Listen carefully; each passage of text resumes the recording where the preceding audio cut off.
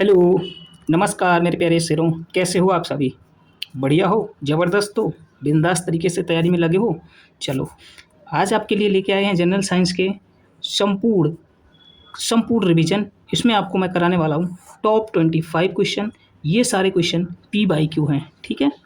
P by सारे question P by Q हैं, ठीक है? चलिए, तो इस क्लास को आप ज़रूर से अटेंड करिएगा, जिससे आपको एग्ज़ाम में काफ़ी हेल्प मिलने वाली है। चलो, स्टार्ट करते हैं फिर अपने आज की इस क्वेश्चन। चलो, फर्स्ट क्वेश्चन आपके सामने ये रहा। बताओ, सबसे पहले हमसे कहा गया है, न्यूमोनिया में मानव शरीर के निम्नलिखित में से कौन-सा अंग प्रभावित होता है? ठीक है। न्यूमोनिया में मानव शरीर के फेफड़े प्रभावित होते हैं। क्या होते हैं? फेफड़े।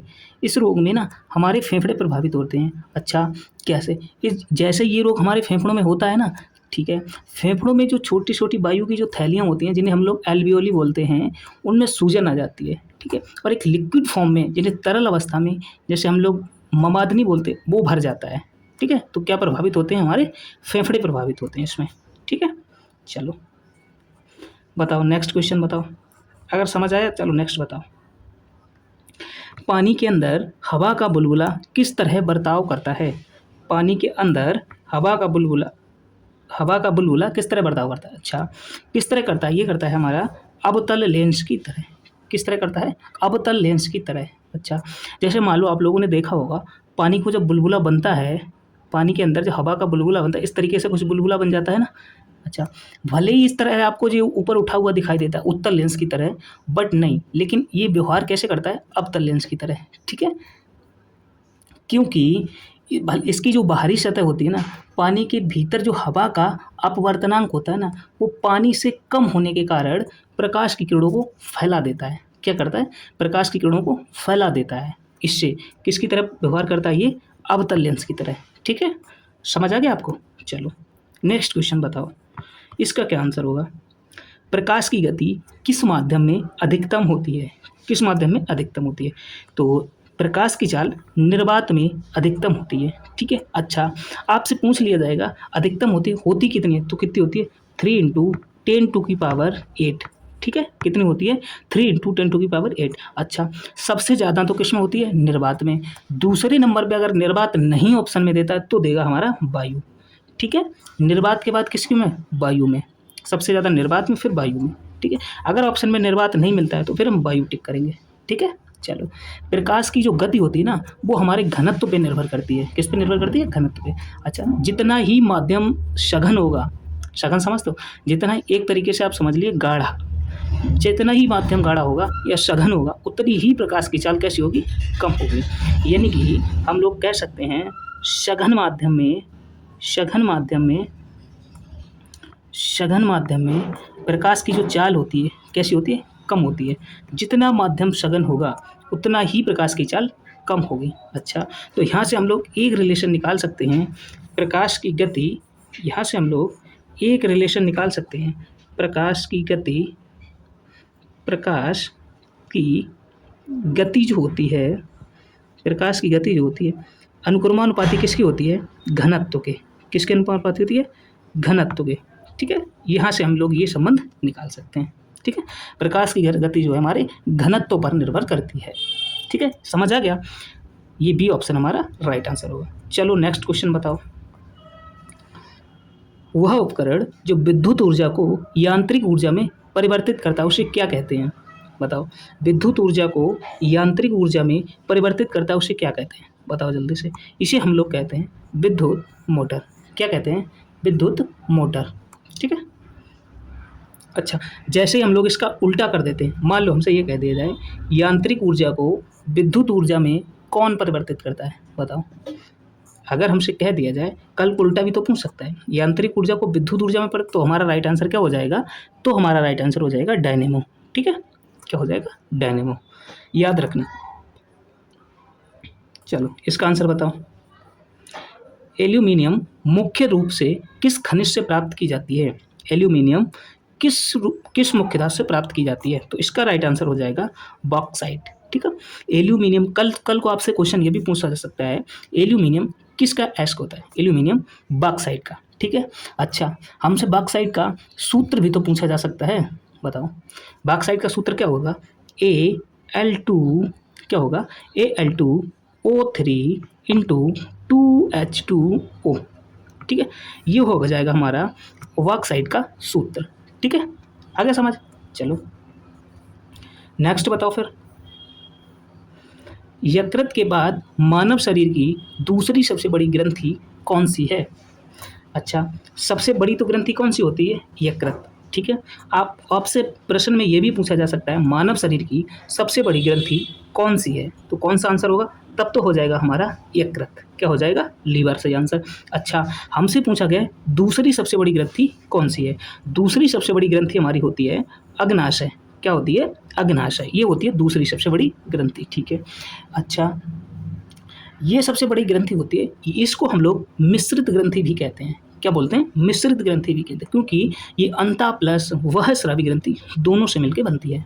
ठीक है, कल को आपसे ये भी पूछ लिया जाएगा दूसरी सबसे बड़ी ग्रंथि मिश्रित दूसरी सबसे बड़ी ग्रंथि कौन थी, तो फिर कौन सी हो जाएगी? अग्नाशय। ठीक है, कैसे भी आपसे क्वेश्चन घुमा के पूछा जा सकता है, तो इसके लिए आप तैयार रहिएगा। ठीक है, चलो नेक्स्ट क्वेश्चन बताओ। अच्छा, ये क्वेश्चन बताओ, राइबोसोम निम्नलिखित में से किसके संश्लेषण के लिए मुख्य कार्यस्थल है? तो किसके लिए होता है? प्रोटीन संश्लेषण के लिए। किसके लिए होता है? प्रोटीन संश्लेषण के लिए। अच्छा, किसके लिए होता है? प्रोटीन संश्लेषण के लिए। ठीक है, क्या हो जाएगा हमारा इसका राइट आंसर? A option. ठीक है, अच्छा, मान लो कल को हमसे ये पूछा जाएगा किसको प्रोटीन की फैक्ट्री किसे कहा जाता है, तो किसको कहा जाता है? राइबोसोम को हम लोग क्या कहते हैं? प्रोटीन की फैक्ट्री। प्रोटीन की फैक्ट्री क्या कहते हैं? प्रोटीन की फैक्ट्री। प्रोटीन की फैक्ट्री किसको कहा जाता है? राइबोसोम को। ठीक है, इतना याद रखिएगा आप लोग। ठीक है, ये भी क्वेश्चन आपसे पूछा जा सकता है। चलो अच्छा, कोशिका का पावर हाउस किसे कहा जाता है? ये ऑप्शन भी बता दो मुझे। कोशिका का पावर हाउस किसे कहा जाता है? कोशिका का पावर हाउस। कोशिका का पावर हाउस किसे कहा जाता है? पावर हाउस किसे कहा जाता है? बताओ जल्दी से। इसका राइट आंसर हो जाएगा हमारा माइटोकॉन्ड्रिया। क्या हो जाएगा? माइटोकॉन्ड्रिया। ठीक है, अच्छा, क्या हो जाएगा? माइटोकॉन्ड्रिया।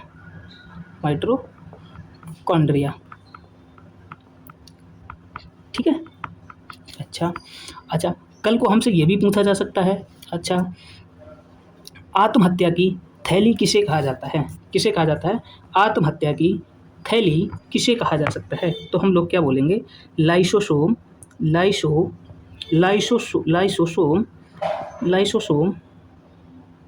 क्या बोलते हैं हम लोग? आत्महत्या। क्या बोलते हैं? आत्महत्या की थैली किसको बोलते हैं हम लोग? लाइसोसोम को। ठीक है, ये 3 क्वेश्चन आप यहाँ से याद रखिएगा। ठीक है, चलो नेक्स्ट क्वेश्चन पे, इसका आंसर बताओ। चाय की केतली में पानी का गर्म होना ऊष्मा स्थानांतरण के किस नियम का उदाहरण है? तो ये किसका हो जाएगा? संवहन का। किसका हो जाएगा? संवहन का। यहाँ से आप याद रखिएगा। ठीक है, चलो नेक्स्ट क्वेश्चन बताओ। भौतिकी विज्ञान में अनिश्चितता के सिद्धांत के जनक कौन माने जाते हैं? बताओ कौन माने जाते हैं, बताओ जल्दी से। तो इसका राइट आंसर हो जाएगा हमारा, क्या हो जाएगा? हाइजेनबर्ग। क्या हो जाएगा? हाइजेनबर्ग को अनिश्चितता के सिद्धांत का जनक माना जाता है। ठीक है, आगे समझ। चलो नेक्स्ट क्वेश्चन बताओ मुझे। इस क्वेश्चन का आंसर जल्दी से बताओ। निम्नलिखित में से कौन से प्राथमिक रंग होते हैं? कौन से प्राथमिक रंग होते हैं? अच्छा, प्राथमिक रंगों को याद करने की ट्रिक है निहला। क्या है? निहला। ठीक है, निहला। नीला, नी से हो जाएगा नीला। ठीक है, नीला। हा से हो जाएगा हरा। ठीक है, और ला से हो जाएगा लाल। ये होते हैं हमारे प्राइमरी कलर्स, यानी कि प्राथमिक रंग। नीला, हरा, लाल। नीला, हरा, लाल। कौन सा ऑप्शन हो जाएगा? नीला, हरा, लाल, यानी कि बी ऑप्शन हमारा राइट आंसर हो जाएगा। ठीक है, समझ आ गया? चलो ये बताओ, हंसाने वाली गैस का रासायनिक नाम क्या है? बताओ, हंसाने वाली गैस का रासायनिक नाम क्या है? बताओ जल्दी से। क्या होगा? Nitrous oxide. क्या हो जाएगा इसका नाम? Nitrous oxide. Nitrous oxide. ठीक है, इसका सूत्र भी पूछ लिया जा सकता है N2O। ठीक है, क्या होगा N2O। चलो नेक्स्ट बताओ, भौतिकी में गुरुत्वाकर्षण का वैश्विक नियम किसने दिया था? गुरुत्वाकर्षण का वैश्विक नियम किसने दिया था? किसने दिया था बताओ जल्दी से, किसने दिया था? तो सर आइजैक न्यूटन ने। इसका राइट आंसर क्या हो जाएगा? सी ऑप्शन हमारा राइट आंसर हो जाएगा। ठीक है, किसने दिया था? सर आइजैक न्यूटन ने। ठीक, चलो इसका राइट आंसर मुझे जल्दी से बताओ। आवर्त सारणी में सीसे धातु का रासायनिक प्रतीक क्या होता है? बताओ। ये किसका होता है? हमारा लोहे। सीसे का क्या होता है? Pb। सीसे को हम लोग लैटिन भाषा में क्या कहते हैं? इसका हमें बता दो। ये क्वेश्चन बहुत ज़्यादा पूछा जाता है। सीसे का लैटिन भाषा का नाम क्या होता है? तो प्लम्बम। क्या होता है? प्लम्बम। इसको हटा दो, क्या हो जाएगा? प्लम्बम। प्लम्बम। प्लम्बम। यहीं से Pb सीसे का सिंबल लिया गया है। ठीक है, इसको हम लोग क्या कहते हैं लैटिन भाषा में? लैटिन भाषा में सीसे को हम लोग क्या कहते हैं? प्लम्बम। ठीक है, आगे समझ। चलो ये भी क्वेश्चन आपसे पूछा जा सकता है। अच्छा, लोहे को हम लोग क्या कहते हैं? Fe। ठीक है, कॉपर को C। ये सब याद रखना, सोने को AU। ठीक है, चलो ये भी याद रखना। नेक्स्ट क्वेश्चन बताओ, मानव शरीर में रक्त का pH मान कितना होता है? मानव शरीर के रक्त का pH मान कितना होता है? मानव शरीर के रक्त का pH मान कितना होता है? 7.4। ठीक है, कितना होता है? 7.4। और ये कैसा होता है? हल्का सा क्षारीय। कैसा होता है? हल्का सा क्षारीय। अच्छा, ये मान लीजिएगा, ये मैंने एक स्केल बना दी। ठीक है, ये रहा 7। अच्छा, 7 से ज़्यादा जाएगा तो कैसा हो जाएगा? क्षारीय। कैसा हो जाएगा? क्षारीय। ठीक है, और 7 से कम जाएगा तो कैसा हो जाएगा? अम्लीय। ठीक है, कैसा हो जाएगा? अम्लीय। अगर pH मान 7 से कम होगा तो क्या हो जाएगा? अम्लीय। अगर जैसे ही pH मान किसी चीज़ का 7 से ज़्यादा होता है तो कैसा हो जाएगा? क्षारीय हो जाएगा। ठीक है, इतना समझ आ गया? चलो, और जिसका 7 होगा उसे हम लोग उदासीन बोलते हैं। ठीक है, चलो समझ आ गया? चलो नेक्स्ट क्वेश्चन का आंसर बताओ। बताओ, निकट दृष्टि दोष को ठीक करने के लिए किस लेंस का उपयोग किया जाता है? निकट दृष्टि दोष को ठीक करने के लिए हम लोग किसका उपयोग करते हैं? अवतल लेंस का। ठीक है, किसका उपयोग करते हैं? अवतल लेंस का। अच्छा, कल को हमसे पूछा ये जा सकता है कि दूर दृष्टि के दोष के लिए, दूर दृष्टि दोष के लिए, दूर दृष्टि दोष के लिए किसका उपयोग करते हैं हम लोग? तो किसका कर देते हैं? उत्तल लेंस का। किसका? उत्तल लेंस का। ठीक है, तो इसका आंसर ये हो जाएगा। अच्छा, मान लो किसी इंसान को जरा दृष्टि दोष हो जाता है। क्या हो जाता है? जरा दृष्टि। अक्सर आपने लोगों ने देखा होगा, जो वृद्ध लोग हो जाते हैं, बूढ़े लोग हो जाते हैं, उन लोगों को वृद्धावस्था में न तो पास की वस्तु स्पष्ट दिखाई देती है और न ही दूर की वस्तु स्पष्ट दिखाई देती है। तो हम लोग इस तरीके के रोग को क्या कहते हैं? जरा दृष्टि दोष। ठीक है, ऐसा दोष जिसमें वस्तु ना तो पास की स्पष्ट दिखाई दे और ना ही वस्तु दूर की दिखाई दे, तो ऐसे रोग को हम लोग क्या कहते हैं? जरा दृष्टि दोष। ठीक है, ये इस दोष के निवारण के लिए हम लोग बाईफोकल लेंस यानी कि द्विफोक्सी लेंस का प्रयोग करते हैं। ठीक है, अच्छा मैं लिख दे रहा हूँ, जिसमें ना पास की वस्तु दिखेगी और ना दूर की। ठीक है, तो ऐसे रोग के निवारण के लिए हम लोग क्या करते हैं? द्विफोक्सी लेंस का उपयोग करते हैं। ठीक है, चलो अच्छा, मान लीजिएगा उत्तल लेंस में मैंने आपको बता दिया और अवतल लेंस भी बता दिया। ठीक है, बताओ अब क्या रह गया? सारा समझ गया? चलो नेक्स्ट फिर बताओ, इसका आंसर बताओ मुझे। भौतिक विज्ञान में कार्य ऊर्जा और एनर्जी का मात्रक क्या होता है? कार्य ऊर्जा का मात्रक क्या होता है? अच्छा, कार्य और ऊर्जा का मात्रक। अच्छा, कार्य करने की क्षमता को ही हम क्या कहते हैं? ऊर्जा। ऊर्जा किसको कहते हैं? कार्य करने की क्षमता। कार्य करने की क्षमता को ही हम लोग ऊर्जा कह देते हैं। ठीक है, तो क्या कह देते हैं? कार्य करने की क्षमता को हम लोग क्या कह देते हैं? ऊर्जा। ठीक है, अच्छा वाट किसका मात्रक? ये होता था हमारा शक्ति का मात्रक वाट। ठीक है। शक्ति का मात्रक वाट हो जाता है। एक हॉर्स पावर बराबर कितना होता है? 746 वाट। ठीक है, ये भी याद रखिएगा, बहुत ज़्यादा क्वेश्चन पूछा जाता है। एक अश्व शक्ति बराबर 746 वाट कितना हो जाता है? 746 वाट। एक हॉर्स पावर बराबर 746 वाट। ठीक है, चलो जूल इसका हमारा राइट आंसर हो जाएगा। ठीक, चलो न्यूटन किसका मात्रक है? बल का मात्रक क्या होता है? न्यूटन। अच्छा, ये किसका मात्रक हो जाता है? बल का। ठीक है, अच्छा बल का सूत्र क्या होता है? F बराबर एम ए। क्या होता है? F बराबर एम ए। अच्छा, ठीक है, m क्या है यहाँ? m है हमारा द्रव्यमान। क्या है? द्रव्यमान। और e क्या है हमारा? त्वरण। क्या होता है यहाँ पे? त्वरण। ठीक है, अच्छा कल को हमसे द्रव्यमान का मात्रक न्यूटन ना देके दूसरा मात्रक पूछ लेगा। ठीक है, तो हम लोग यहाँ से क्या क्या बना सकते हैं? अगर हमसे बल का मात्रक सीजीएस पद्धति में पूछ लिया जाएगा तो हम लोग क्या लगाएंगे? डाइन। क्या लगाएंगे? डाइन। ठीक है, अच्छा चलो अगर यहाँ से सूत्र से अगर वो फर्क मात्रक बना के पूछ लेता तो क्या हो जाएगा? द्रव्यमान का मात्रक क्या होता है? किलोग्राम। क्या होता है? किलोग्राम। त्वरण का मात्रक क्या होता है? मीटर पर सेकेंड स्क्वायर। अच्छा, ये 3 मात्रक होते हैं हमारे बल के। ठीक है, तीनों को याद रखिए, कोई ना कोई आपको आंसर क्वेश्चन आपको पेपर में ज़रूर मिलेगा। ठीक है, बहुत ज़्यादा इंपॉर्टेंट है ये क्वेश्चन। ठीक है, चलो समझ आ गया। अच्छा, अब एक क्वेश्चन ऑप्शन रह गया हमारा पास्कल। पास्कल किसका मात्रक होता है? बताओ। ये होता है हमारा दाव का मात्रक। किसका होता है? दाव का मात्रक हो जाता है हमारा पास्कल। ठीक है, चलो नेक्स्ट क्वेश्चन पे चलो।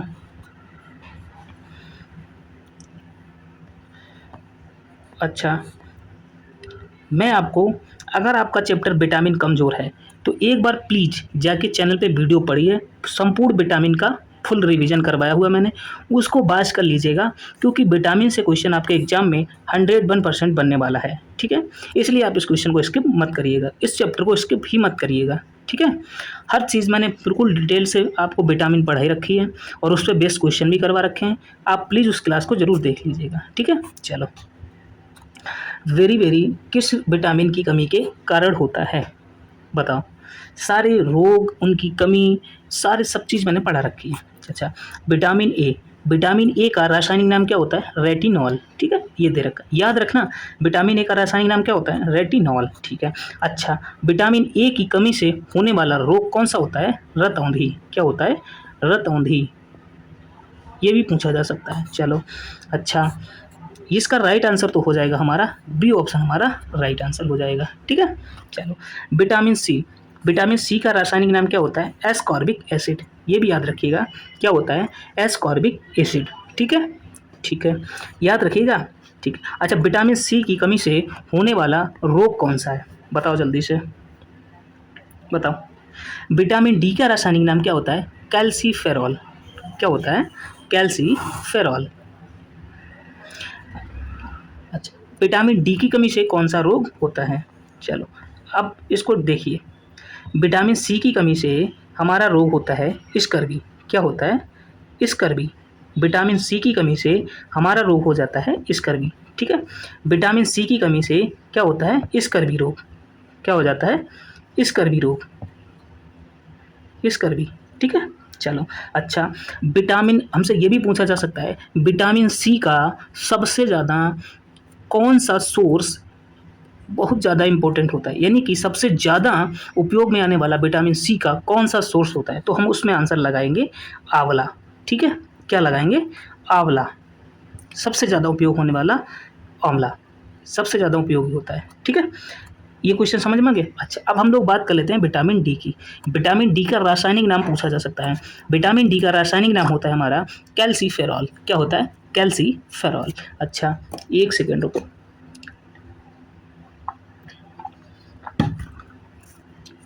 अच्छा, विटामिन डी की कमी से रोग होता है रिकेटस।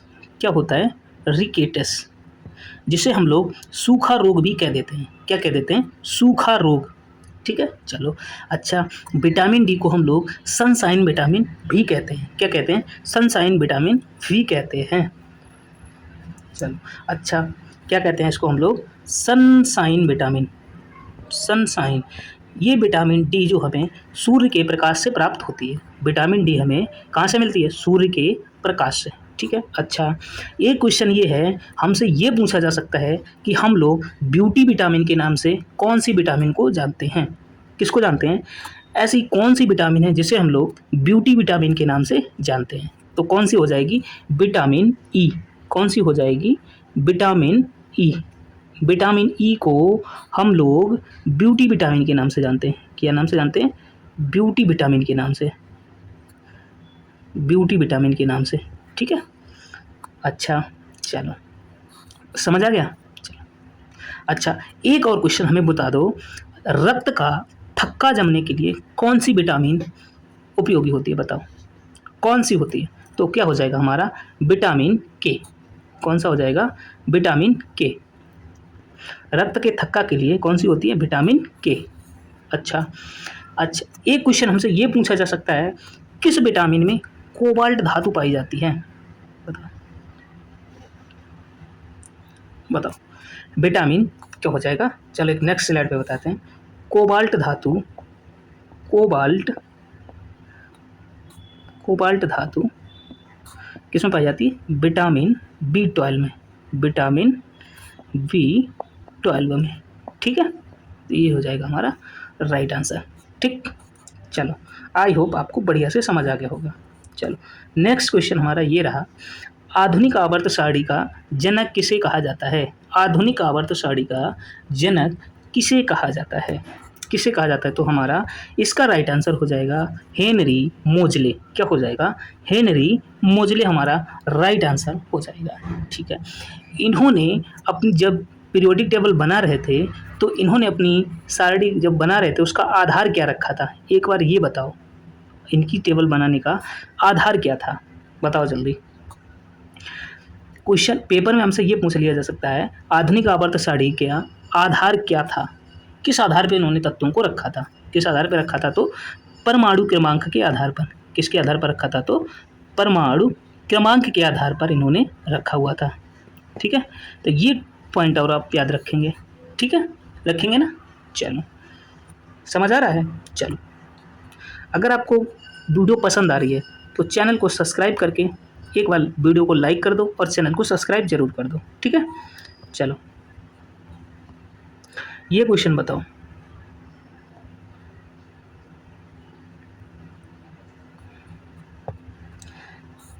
भूकंप की तीव्रता मापने का उपकरण क्या होता है?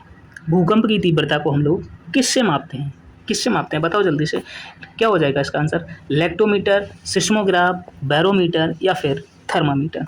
तो इसका राइट आंसर क्या हो जाएगा? जल्दी से बताओ। इसका राइट आंसर हो जाएगा सिस्मोग्राफ। क्या हो जाएगा? सिस्मोग्राफ। ठीक है, ये हमारा राइट आंसर हो जाएगा। अच्छा, लेक्टोमीटर से हम लोग क्या नापते हैं? बताओ।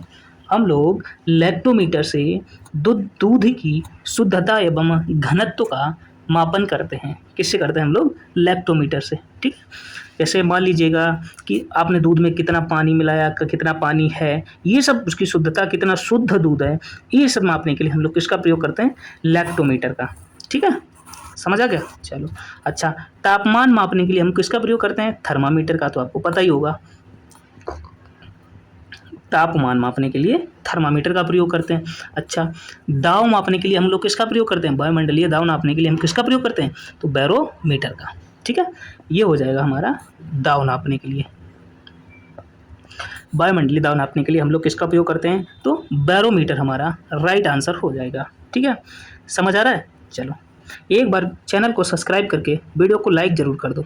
ठीक है, कर दो, ताकि मैं आपके लिए और अच्छी से अच्छी कंटेंट लेके आ पाऊँ। ठीक है, चलो नेक्स्ट क्वेश्चन मुझे बताओ। अच्छा, इस क्वेश्चन का आंसर मुझे जल्दी से बताओ, क्या होगा इस क्वेश्चन का राइट आंसर? बताओ। लोहे पर जंग लगना किसका उदाहरण है? लोहे पर जंग लगना किसका उदाहरण है? बताओ। अच्छा, एक चीज़ यहाँ से ये बताओ मुझे, एक क्वेश्चन ये है, ये बताओ, ये जो हमारा लैक्टोमीटर है ये किस सिद्धांत पर कार्य करता है? ये एक सवाल और मुझे बता दो, ये क्वेश्चन एग्जाम में बहुत ज़्यादा पूछा जाता है। हमारा जो लैक्टोमीटर है वो किस सिद्धांत पर कार्य करता है, बताओ जल्दी से, किस सिद्धांत पर कार्य करता है? तो इसका राइट आंसर हो जाएगा हमारा आर्किमिडीज के सिद्धांत पर। किस पे कार्य करता है? आर्किमिडीज के सिद्धांत पर। किस पे कार्य करता है?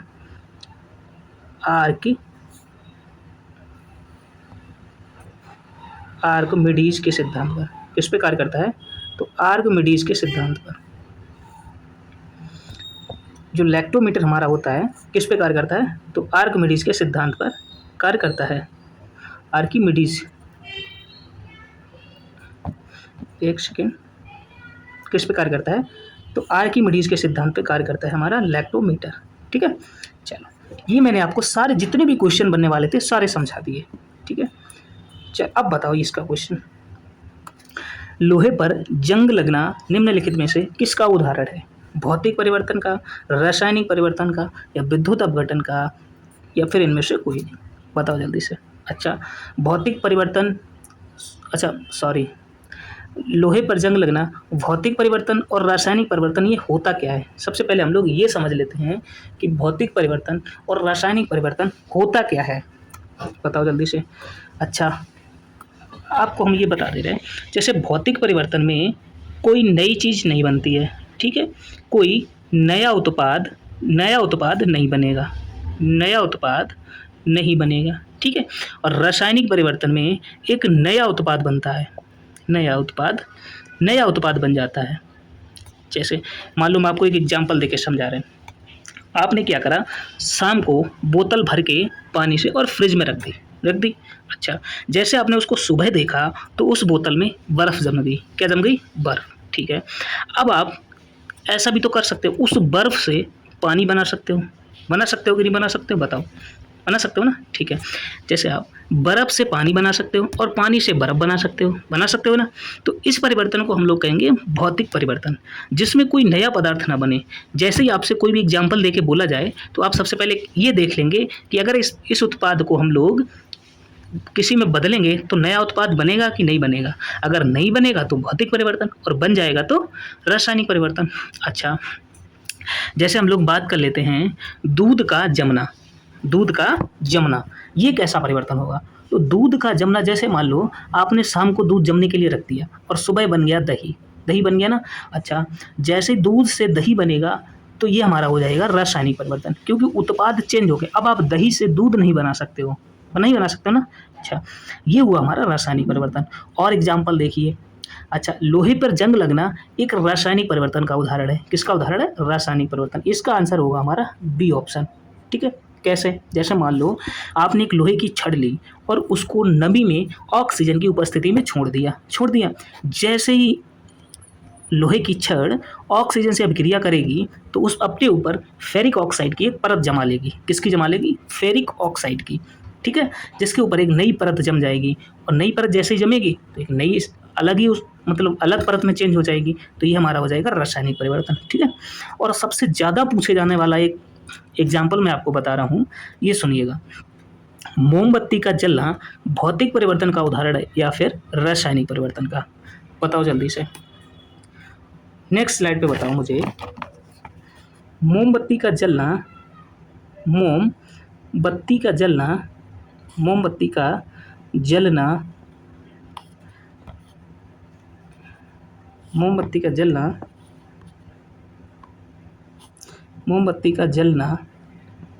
किसका उदाहरण है?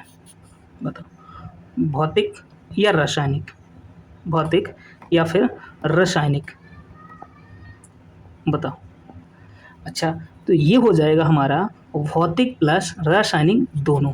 कैसे? ये कैसे हो सकता है? ऐसे हो सकता है, जैसे मान लीजिएगा आपने मोमबत्ती को जलने रखा, ठीक है। अच्छा, उसका जो धागा जलता है ना, वो होता है हमारा एक रासायनिक परिवर्तन। मोमबत्ती के धागे का जलना एक रासायनिक परिवर्तन होता है। जैसे धागा जल गया, आप उस धागे से धागा दोबारा थोड़ी बना सकते हो। जैसे जल गया वो एक राख बन गई, राख समझते हो ना, राख बन गई।